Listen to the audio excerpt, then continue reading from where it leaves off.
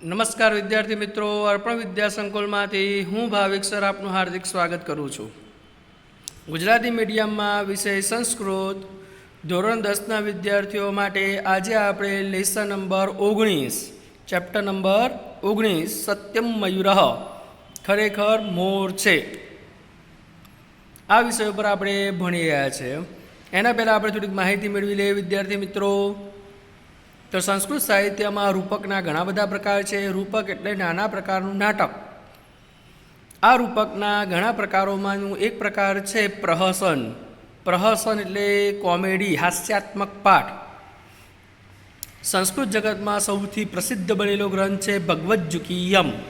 આ ભગવદ્ગીયમ નામના ગ્રંથમાંથી સત્યમ મયુર નામનો પાઠ લેવામાં આવેલો છે. વિદ્યાર્થી મિત્રો ખાસ ધ્યાન રાખવાનું, સત્યમ મયુર કયા ગ્રંથમાંથી લેવામાં આવેલો છે? તો ભગવદ્ગીયમ નામના ગ્રંથમાંથી લેવામાં આવેલો છે. તેના રચયિતા બોધાયન માનવામાં આવે છે. તો વિદ્યાર્થી મિત્રો આની અંદર સાંડિલ્ય નામના એક ગરીબ કુળના વિદ્યાર્થીની અને પરિવ્રાજક એટલે એક સંન્યાસીની સરસ મજાની નાટ્યાત્મક વાર્તા છે. તો થોડીક આપણે પ્રસ્તાવના જાણી લઈએ. તો સાંડિલ્ય ગરીબ કુળનો એક બાળક છે. તેને સરળતાથી જમવાનું મળી રહે એના માટે એ બૌદ્ધ સાધુનો શિષ્ય બને છે.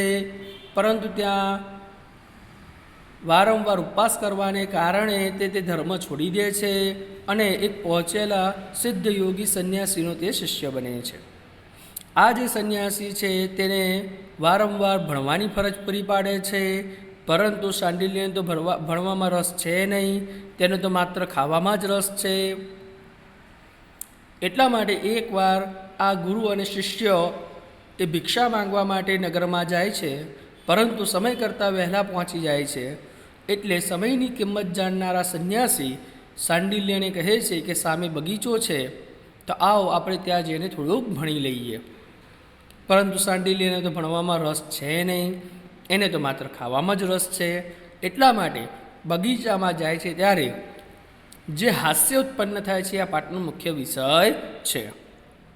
આ પાઠમાં બીજું આપણે શીખવાનું છે કે માતાએ નાનપણમાં જે વાત કહેલી હોય છે, જે સંસ્કાર પૂરા પાડેલા હોય છે તે બાળકમાં આ જીવન રહેતા હોય છે.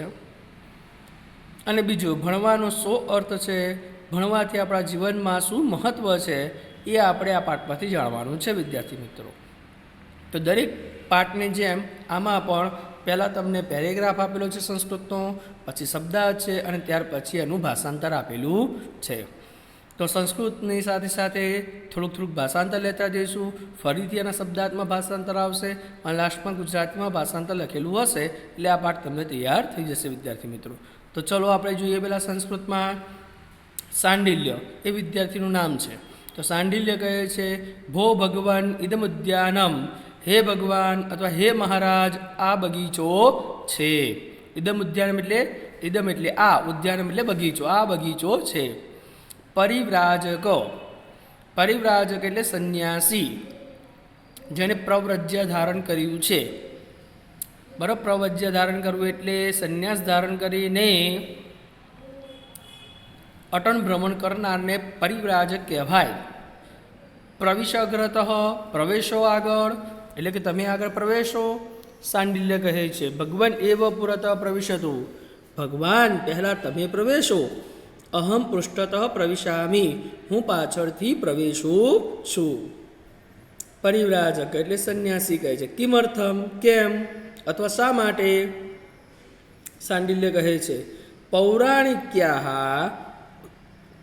એટલે પુરાણોને જાણનારી, મમ માતુઃ શ્રુતમ મારી માતાએ સાંભળ્યું છે કે, પુરાણોને જાણનારી મારી માતાએ સાંભળ્યું છે કે અશોક પલ્લવાંતર નિરુદ્ધ, અશોક પલ્લવ એટલે અશોક પાંદડાની, અંતર એટલે પાછળ, નિરુદ્ધ એટલે છુપાયેલો, અશોક પાંદડાની પાછળ છુપાયેલો વ્યાઘ્ર પ્રતિવસતી વાઘ વસે છે. તદ ભગવાન એવ પુરતઃ પ્રવિશતો, તો ભગવાન પહેલાં તમે પ્રવેશો. અહમ પૃષ્ઠતઃ પ્રવિશામી, હું પાછળથી પ્રવેશું છું. એટલે સાંડિલ્ય કહે છે કે કે મારી માતાએ એવું સાંભળ્યું છે કે અશોક પાંદડાની પાછળ છુપાયેલો વાઘ રહે છે, તો ભગવાન પહેલાં તમે જાઓ, તમારા પર એક્સપિરિયન્સ થઈ જાય, પછી હું પાછળથી પ્રવેશું છું. સમજણ પડી વિદ્યાર્થી? એના નાટક છે, અંદર ન પ્રવેશવાના. પરિવ્રાજક સંન્યાસી કહે છે બાઢમ ભલે, પ્રવિશતિ પ્રવેશે છે, તથા પ્રવિશતિ શાંડિલ્ય, ત્યાર પછી શાંડિલ્ય પ્રવેશે છે. હવે શબ્દાર્થ જોઈએ વિદ્યાર્થી મિત્રો. શબ્દાર્થ અહીંયા વિદ્યાર્થી મિત્રો સામે આપેલા છે. ભો ભગવાન, હે ભગવાન, ઇદમ ઉદ્યાનમ, આ બગીચો છે. વિદ્યાર્થી મિત્રો સંસ્કૃતમાં જે પેરેગ્રાફ જોઈએ એ જ પેરેગ્રાફ અહીંયા સીધો ભાષાંતર પર સીધું આપેલું છે શબ્દાર્થમાં. ફરીથી ગુજરાતમાં 3 વાર ભાષાંતર થશે. અગ્રત પ્રવિશ, આગળથી પ્રવેશો. ભગવાન એવ, ભગવાન તમે જ. પુરત પ્રવિશતુ, આગળથી પ્રવેશો. હે ભગવાન, આ બગીચો છે. તો સંન્યાસી કહે છે આગળથી પ્રવેશો. શાંડિલ્ય કહે છે ભગવાન તમે જ આગળથી પ્રવેશો. અહમ પૃષ્ઠત પ્રવિશામી, હું પાછળથી પ્રવેશું છું. હે ભગવાન, આ બગીચો છે, તો આગળથી પ્રવેશો. ભગવાન પહેલાં તમે પ્રવેશો, હું પાછળથી પ્રવેશું છું. કિમર્થમ, કેમ અથવા શા માટે. પૌરાણિક એટલે પુરાણોને જાણનારી. મમ માતુ, મારી માતાએ. શ્રુતમ એટલે સાંભળ્યું છે કે, મારી માતાએ સાંભળ્યું છે કે અશોક પલ્લવ, અશોક પાંદડાની અંતર નિરુદ્ધ, અંદર છુપાયેલો. અશોક પાંદડાની અંદર છુપાયેલો વ્યાઘ્ર પ્રતિવસતી, વાઘ વસે છે. અશોક પાંદડાની પાછળ છુપાયેલો વાઘ વસે છે. તદ ભગવાન એવ પુરત પ્રવિશતુ, તેથી ભગવાન જ આગળ પ્રવેશો. બાઢમ ભલે, પ્રવિશતિ પ્રવેશે છે. હવે વિદ્યાર્થી મિત્રો આપણે એનું ભાષાંતર જોઈએ. તો શાંડિલ્ય કહે છે હે ભગવાન, આ બગીચો છે. સંન્યાસી કહે છે તો આગળ પ્રવેશો. શાંડિલ્ય કહે છે ભગવાન પહેલાં આપ પ્રવેશો, હું પાછળથી પ્રવેશું છું. સંન્યાસી કેમ અથવા તો શા માટે. શાંડિલ્ય કહે છે પુરાણોને જાણનારી મારી માતાએ સાંભળ્યું છે કે અશોક પાંદડાની પાછળ છુપાયેલો વાઘ વસે છે, તેથી ભગવાન જ આગળથી પ્રવેશો, હું પાછળથી પ્રવેશું છું. તેથી ભગવાન પહેલાં તમે પ્રવેશો, હું પાછળથી પ્રવેશું છું. સંન્યાસી કહે છે ભલે, એમ કરીને પ્રવેશે છે. અને ત્યાર પછી કોણ પ્રવેશે છે? શાંડિલ્ય. ત્યાર પછી શાંડિલ્ય પ્રવેશે છે. ફરીથી બોલું છું વિદ્યાર્થી મિત્રો. શાંડિલ્ય કહે છે હે ભગવાન, આ બગીચો છે. સંન્યાસી આગળ પ્રવેશો. શાંડિલ્ય ભગવાન પહેલાં તમે પ્રવેશો, હું પાછળથી પ્રવેશું છું. સંન્યાસી કેમ શા માટે. શાંડિલ્ય પુરાણોને જાણનારી મારી માતાએ સાંભળ્યું છે કે અશોક પાંદડાની પાછળ છુપાયેલો વાઘ વસે છે, તેથી ભગવાન જ આગળથી પ્રવેશો, હું પાછળથી પ્રવેશું છું. સંન્યાસી ભલે, પ્રવેશે છે. અને ત્યાર પછી શાંડિલ્ય પ્રવેશે છે. હવે વિદ્યાર્થી મિત્રો જોવાનું છે કે જેઓ બગીચામાં પ્રવેશે ત્યારે શું નાટક કરે છે શાંડિલ્ય. જો તો શાંડિલ્ય અવિહા, અરે રે રે રે, વ્યાઘ્રેણ ગૃહીતોસ્મી, વાઘે મને પકડી લીધો છે. મોચય મામ વ્યાઘ્ર મુખાત, વાઘના મુખમાંથી મને બચાવો. અનાથ ઇવ વ્યાઘ્રેણ ખાદિતોસ્મી, અનાથની જેમ વાઘ મને ખાઈ રહ્યો છે. ઇદમ ખલુ, આ ખરેખર. કંઠાત, કંઠમાંથી. રુધિરમ પ્રસ્રવતી, લોહી વહી રહ્યું છે. વિદ્યાર્થી મિત્રો ખરેખર કશું છે નહીં, ખાલી શાંડિલ્ય જેવો બગીચામાં પ્રવેશે છે ત્યારે ત્યાં થોડુંક સળવળાટ થાય. સળવળાટ એટલે કંઈક હલચલ થાય છે અને એ આંખો બંધ કરીને બૂમો પાડવાની ચાલુ કરે. તો કેવી બૂમો પાડે છે શાંડિલ્ય? તો આ પ્રમાણેની. ફરીથી એકવાર જોઈએ વિદ્યાર્થી મિત્રો. અવિહા, અરે રે રે રે, વ્યાઘ્રેણ ગૃહીતોસ્મી, વાઘે મને પકડી લીધો છે. મોચય મામ વ્યાઘ્ર મુખાત, વાઘના મુખમાંથી મને બચાવો. અનાથ ઇવ, અનાથની જેમ. વ્યાઘ્રેણ ખાદિતોસ્મી, વાઘ મને ખાઈ રહ્યો છે. ઇદમ ખલુ, આ ખરેખર. કંઠાત, મારા કંઠમાંથી. રુધિર પ્રસ્રવતી, લોહી વહી રહ્યું છે.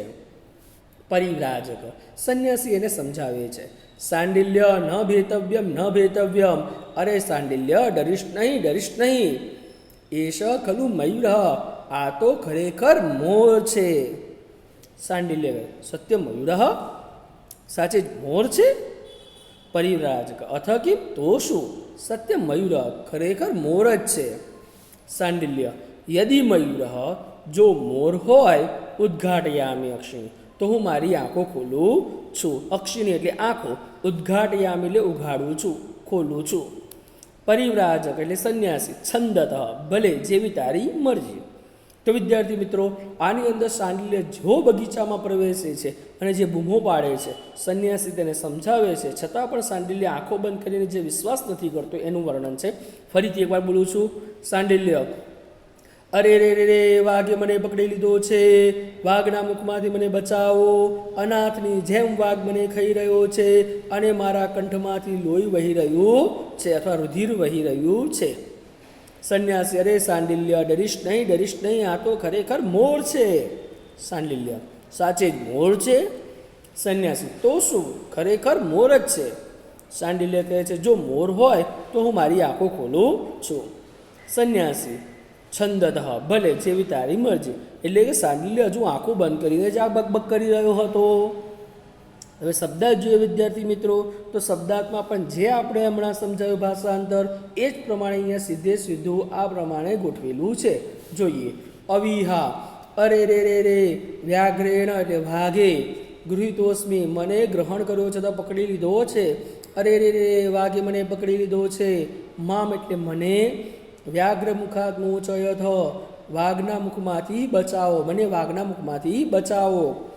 અનાથ ઇવ અનાથની જેમ, વ્યાઘ્રેણ ખાદિતોસ્મી વાઘ મને ખાઈ રહ્યો છે. ઇદમ ખલુ આ ખરેખર, કંઠાત મારા કંઠમાંથી, રુધિરમ પ્રસ્રવતી લોહી વહી રહ્યું છે. પ્રસ્રવતી એટલે વહી રહ્યું છે. અહીંયા લખ્યું નથી વિદ્યાર્થી મિત્રો, તો તમે લખી કાઢજો. પ્રસ્રવતી એટલે વહી રહ્યું છે. ફરીથી એટલા સુધી બોલું છું એટલે સાંડિલ્યનો આપણે પેરેગ્રાફ પૂરો થાય. અરે રે રે રે, વાઘે મને પકડી લીધો છે, મને વાઘના મુખમાંથી બચાવો, અનાથની જેમ વાઘ મને ખાઈ રહ્યો છે.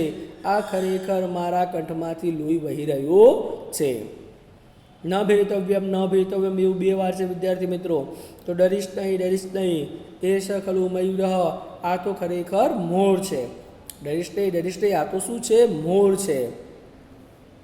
સત્યમ મયુર, સાચે જ મોર છે. અથ કિમ, તો શું? સત્યમ મયુર, સાચે જ મોર છે. તો વિદ્યાર્થી મિત્રો, આ બે વાર સત્યમ મયુર છે, એમાં એક વાર આશ્ચર્યથી સાંડિલ્ય ખરેખર મોર છે ને, એટલે પછી સંન્યાસી જે સમજાવે છે એ જવાબમાં છે હા ખરેખર મોર જ છે. યદિ મયુર, જો મોર હોય તો, ઉદ્ઘાટયામી અક્ષિણી ખોલું છું મારી આંખો, તો હું મારી આંખો ખોલું છું. છંદત એટલે જેવી તારી મરજી. તો વિદ્યાર્થી મિત્રો, હવેનું આપણે ભાષાંતર જોઈએ. જે હમણાં સમજાવ્યું એકદમ સરળ લેસન છે વિદ્યાર્થી મિત્રો, એમને હું તમને સમજાવી દઉં તો પણ તમને આવડે, શબ્દાર્થની પણ જરૂર ના પડે, તો પણ આપણે શબ્દાર્થ અને ભાષાંતર બે વાર લઈએ છીએ જેથી આપણને આવડી જાય. તો સાંડિલ્ય અરે રે રે રે, વાઘે મને પકડી લીધો છે, વાઘના મુખમાંથી મને બચાવો, અનાથની જેમ વાઘ મને ખાઈ રહ્યો છે. આ ખરેખર મારા કંઠમાંથી લોહી અથવા રુધિર વહી રહ્યું છે. ફરીથી બોલું છું. સાંડિલ્ય કેવી બૂમો પાડે છે? તો અરે રે રે રે, વાઘે મને પકડી લીધો છે, વાઘના મુખમાંથી મને બચાવો, અનાથની જેમ વાઘ મને ખાઈ રહ્યો છે. આ ખરેખર મારા કંઠમાંથી લોહી અથવા રુધિર વહી રહ્યું છે. સંન્યાસીને સમજાવતા શું કહે છે? તો સંન્યાસી કહે છે સાંડિલ્ય ડરીશ નહીં, આ તો ખરેખર મોર છે. સાંડિલ્ય સાચું મોર છે. સંન્યાસી તો શું? સાચું મોર જ છે. સાંડિલ્ય જો મોર હોય તો હું મારી આંખો ખોલું છું. સંન્યાસી ભલે જેવી તારી મરજી. હવે વિદ્યાર્થી મિત્રો આપણે આગળ જોઈએ. આ જે પેરેગ્રાફ છે એમાં સાંડિલ્ય જે બગીચાનું વર્ણન કરે છે એ આપ્યું છે. અવિધા અરે રે રે રે, દાસ્યા પુત્રો વ્યાઘ્ર, આ દાસી પુત્ર વાઘ, અહીંયા દાસ્યાપુત્ર વ્યાઘ્ર એટલે દાસીપુત્ર અથવા તો નીચ કક્ષાનો આ હીન જે મને ખાવા માટે ઈચ્છી રહ્યો છે, એમ દાસ્યાપુત્ર એટલે નીચ અથવા હીન કક્ષાનું અથવા દાસીપુત્ર વાઘ એમ લઈ શકાય છે વિદ્યાર્થી મિત્રો. તો દાસ્યાપુત્રો વ્યાઘ્ર, આ દાસીપુત્ર વાઘ મદભયેન મારા ભયથી મયુરરૂપમ ગૃહીત્વા મોરનું રૂપ ધારણ કરીને પલાયતે નાસી ગયો છે. હી હી આવી રીતે કરીને હસે છે વિદ્યાર્થી. હીનો કોઈ અર્થ નથી પણ હસે છે. ફરીથી બોલું છું, એક તો સાંડિલ્ય પોતે ડરે છે અને પાછી બડાઈ કેવી મારે છે. આ વાઘ મને જોઈને એટલે મારાથી ડરીને એ મોર બની ગયો અને નાસી ગયો, પછી હી કરીને હસે છે. બોલો, ફરીથી બોલું છું, અરે રે રે રે આ દાસીપુત્ર વાઘ મારા ડરથી મોરનું રૂપ ધારણ કરીને નાસી ગયો છે. હી ચંપક કદંબ સપ્તપર્ણ ચંદન તગર ખદીર કદલી સમવકીર્ણમ કદલી સમવકીર્ણમ માલતી લતા મંડપ મંડિતમ સુખાવહ મહો રમણીયમ ખલુ ઇદમ ઉદ્યાનમ. આ શું છે વિદ્યાર્થી મિત્રો? તો આ એક બગીચાનું વર્ણન છે વિદ્યાર્થી મિત્રો. આ સરસ મજાના શબ્દો જે ગોઠવ્યા છે પદલાલિત્યવાળા, બરાબર, એ બોલવાની બહુ મજા આવે એવું છે. એકવાર ફરીથી હું બોલું છું ધીમે અને એકવાર સ્પીડમાં. તમે પણ બોલવાની પ્રેક્ટિસ કરજો, તમારી જીભ છૂટી ગઈ જશે. તો પહેલાં ધીમે ધીમે પહેલાં બોલતા શીખીએ. ચંપક કદંબ સપ્તપર્ણ ચંદન તગર ખદીર કદલી સમવકીર્ણમ માલતી લતા મંડપ મંડિતમ સુખાવહ મહો રમણીયમ ખલુ ઇદમ ઉદ્યાનમ. હવે સ્પીડમાં બોલીએ વિદ્યાર્થી મિત્રો. ચંપક કદંબ સપ્તપર્ણ ચંદન તગર ખદીર કદલી સમવકીર્ણ માલતીમ લતા મંડપ મંડિતમ સુખાવહ મહો રમણીયમ ખલુ ઇદમ ઉદ્યાનમ. જોયું વિદ્યાર્થી મિત્રો? આવું બોલવામાં તમને તકલીફ તો પડશે, પણ એકવાર પ્રેક્ટિસ કરતો ખરેખર તમને બોલવાની પણ મજા આવશે. હવે સાંભળીને જ જો આટલી મજા આવતી હોય બોલવામાં, તો બોલવામાં કેટલી મજા આવશે. ચલો, તો હવે એનું ભાષાંતર જોઈએ. ચંપક એટલે ચંપક, કદંબ સપ્તપર્ણ ચંદન તગર, ત્યાં સુધી આપણે એને એ જ વર્ડ લેવાના છે વિદ્યાર્થી મિત્રો. એ સરસ મજાના બગીચામાં ઉગવાવાળા ફૂલોના નામ છે. તો ચંપક કદંબ સપ્તપર્ણ ચંદન તગર વૃક્ષોના અને ફૂલોના નામ છે. ખદીર એટલે ખેર, ખેરનું ઝાડ. કદલી સમવકીર્ણ, કદલી એટલે કેળ, કેળાનું ઝાડ હોય ને એના. સમવકીર્ણ એટલે પાંદડા, કેળના પાનથી આચ્છાદિત. કેળના પાન હોય ને ઢંકાયેલા હોય ને આચ્છાદિત કહેવાય વિદ્યાર્થી મિત્રો. તો ચંપક કદંબ સપ્તપર્ણ ચંદન તગર ખેર, કેળના પાનથી આચ્છાદિત. માલતી લતા, માલતીની લતા અથવા માલતીની વેલાઓથી. મંડપ મંડિત એટલે સુશોભિત મંડપ. કેવો સુશોભિત મંડપ? તો કેળના પાનથી આચ્છાદિત અને માલતીની લતાઓથી સુશોભિત મંડપ. સુખાવહમહો એટલે સુખ આપનારો. રમણીયમ એટલે રમણીય. ઇદમ ઉદ્યાનમ, ખરેખર આ બગીચો છે. આ બગીચો ખરેખર કેવો છે? આ પ્રશ્ન તમારા સ્વાધ્યાયમાં આપેલો છે વિદ્યાર્થી મિત્રો, કે સાંડિલ્યે કરેલા બગીચાનું વર્ણન, ઉદ્યાનનું વર્ણન લખો. તો તમારે આ બધું લખવું પડશે, એટલે મોઢે તો કરવાનું જ છે. તો બગીચો કેવો છે? તો ચંપક કદંબ સપ્તપર્ણ ચંદન તગર ખેર, કેળના પાનથી આચ્છાદિત, માલતીની વેલાઓથી સુશોભિત મંડપ, સુખ આપનારો અને રમણીય આ બગીચો છે. ટોટલ 11-12 વર્ડ થાય છે વિદ્યાર્થી મિત્રો. હવે આગળ, જ્યારે સાંડિલ્યે બગીચાનું વર્ણન કર્યું ત્યારે સંન્યાસીને સમજાવતા શું કહે છે? જો, મૂર્ખ, અરે મૂર્ખ, ક્ષણે ક્ષણે ક્ષીયમાણે શરીરે, આ ક્ષણે ક્ષણ ક્ષીણ થઈ જનારા શરીરમાં, એટલે ક્ષણે ક્ષણ નષ્ટ થવાનું છે આ શરીર, એમાં કિમ તે રમણીયમ, તને શું રમણીય લાગે છે? આજ નહીં તો કાલ આ શરીર નષ્ટ થવાનું છે, તો આવું ભૌતિક સુખ માટે તને શું રમણીય લાગે છે? આગચ્છ વત્સ, આવ પુત્ર, પઠતાવત, પાઠ ભણ. અરે મૂર્ખ, ક્ષણે ક્ષણ ક્ષીણ થઈ જનારા શરીરમાં તને શું રમણીય લાગે છે? આવ પુત્ર, પાઠ ભણ. સાંડિલ્ય ન તાવત પઠિષ્યામિ, ના હું પાઠ ભણીશ નહીં. સંન્યાસી કિમર્થમ, કેમ? સાંડિલ્ય કહે છે પઠનસ્ય તાવત અર્થમ જ્ઞાતુમિચ્છામિ, પાઠનો પહેલાં તો અર્થ જાણવા ઈચ્છું છું. હવે ભણ્યા પહેલાં તો પાઠ કેવી રીતે ખબર પડે? એ શું કહે છે? પાઠનો પહેલાં તો અર્થ જાણવા માગું છું. તો વિદ્યાર્થી મિત્રો, હવે એના શબ્દાર્થ જોઈએ, ત્યાર પછી આપણે એનું ભાષાંતર જોઈશું, એટલે આપણને ખબર પડશે. હવે શબ્દાર્થ તો તમે અહીંયા જુઓ છો, સામે આપેલા નથી એટલે સીધે સીધા શબ્દાર્થ છે. જોઈએ. અવિધા, અરે રે રે રે, દાસ્યા પુત્રો વ્યાઘ્રહ, આ દાસી પુત્ર વાઘ, મદભયેન, મારા ડરથી, મયુર રૂપમ ગૃહીત્વા, મોર બનીને, પલાયતે, નાસી ગયો છે. અરે રે રે રે, આ દાસી પુત્ર વાઘ મારા ડરથી મોર બનીને નાસી ગયો છે. હી હી હી હી હી હી. ચંપક, કદંબ, સપ્તપર્ણ, ચંદન, તગર, આટલા શબ્દ એમને એમ જ લખવાના છે. જુઓ, ચંપક, કદંબ, સપ્તપર્ણ, ચંદન, તગર. કદલી સમવકીર્ણ એટલે કેળના પાનથી આચ્છાદિત, ઢંકાયેલા, આચ્છાદિત. માલતી લતા એટલે માલતીની વેલાઓથી, માલતીની વેલાઓ, લતા. આપણા ઘરે જેમ મની વેલ હોય એવી રીતે માલતીની વેલા હોય, એ તો માલતીની વેલાઓથી. મંડિતમ, મંડપ એટલે સુશોભિત મંડપ. ફરીથી પહેલાંથી બોલીએ છીએ વિદ્યાર્થી મિત્રો. અરે રે રે રે, આ દાસી પુત્ર વાઘ મારા ડરથી મોર બનીને નાસી ગયો છે. ઇહી. ચંપક, કદંબ, સપ્તપર્ણ, ચંદન, તગર, કેળના પાનથી આચ્છાદિત, માલતીની વેલાઓથી સુશોભિત મંડપ. હવે આગળ જોઈએ. સુખાવહ મહો, સુખાવહ મહો એટલે સુખ આપનારો. રમણીયમ એટલે રમણીય. ઇદમ ઉદ્યાન એટલે આ બગીચો છે. તો વિદ્યાર્થી મિત્રો, આ બગીચો કેવો છે? તો ચંપક, કદંબ, સપ્તપર્ણ, ચંદન, તગર, કેળના પાનથી આચ્છાદિત, માલતીની વેલાઓથી સુશોભિત મંડપ, સુખ આપનારો અને રમણીય આ બગીચો છે.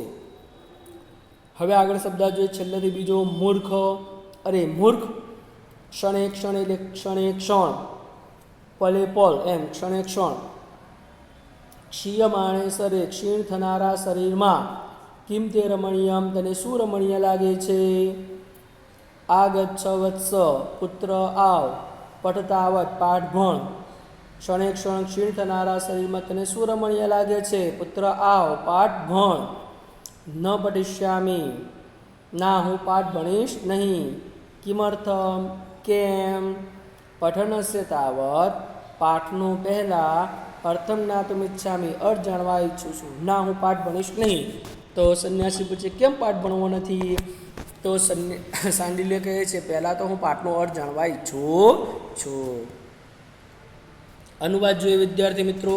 તો સાંડિલ્ય કહે છે અરે રે રે રે, આ દાસી પુત્ર વાઘ મારા ડરથી મોરનું રૂપ ધારણ કરીને નાસી ગયો છે. હી. ચંપક, કદંબ, સપ્તપર્ણ, ચંદન, તગર, ખેર, કેળના પાનથી આચ્છાદિત, માલતીની વેલાઓથી સુશોભિત મંડપ, સુખ આપનારો અને રમણીય ખરેખર આ બગીચો છે. સંન્યાસી, અરે મૂર્ખ, ક્ષણે ક્ષણે ક્ષીણ થઈ જનારા શરીરમાં તને શું રમણીય લાગે છે? આ વત્સ, પાઠ ભણ. વત્સ પુત્ર ગમે તે લખી શકાય છે વિદ્યાર્થી મિત્રો. સાંડિલ્ય, ના હું પાઠ ભણીશ નહીં. સંન્યાસી, કેમ અથવા શા માટે?